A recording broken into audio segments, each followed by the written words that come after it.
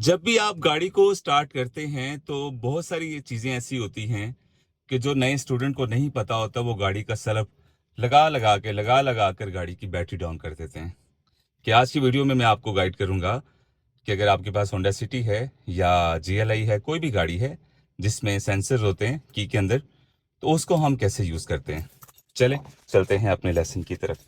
ये देखें, मैंने चाबी लगाई और अभी स्टीयरिंग लॉक है। ये देखें, मैंने डबल स्विच ऑन कर दिया हुआ है और ये मैं सेल्फ ऑन कर रहा हूँ। आवाज़ आएगी भी आपको ये, पर गाड़ी स्टार्ट नहीं हो रही। ये देख रहे हैं, गाड़ी स्टार्ट नहीं हो रही। अब नए स्टूडेंट को नहीं पता कि ये कैसे स्टार्ट होगी।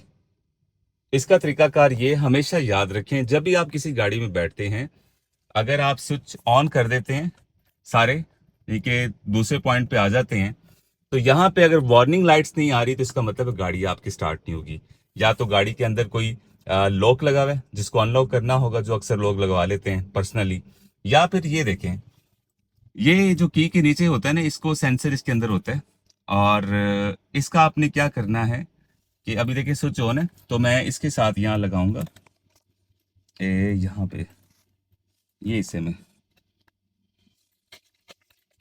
ये देखिएगा,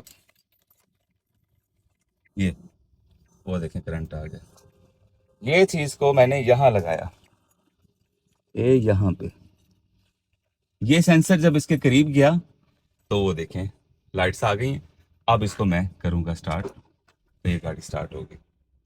ठीक है, हमेशा याद रखें, जब तक वार्निंग लाइट्स ना ऑन होंगी, नहीं ऑन होंगी, तो गाड़ी आपकी स्टार्ट नहीं होगी। तो उम्मीद करता हूँ ये वीडियो भी आपको पसंद आई होगी। तो ये आम चाबी नहीं होती, इसके साथ सेंसर होता है, याद रखें। तो ये पास होगा, जैसे ऑटोमेटिक गाड़ियां होती है, जब तक चाबी पास ना हो तब तक वो गाड़ी को स्टार्ट नहीं होती, क्योंकि सेंसर होता है। इसीलिए इन गाड़ियों का भी ये इसमें होता है।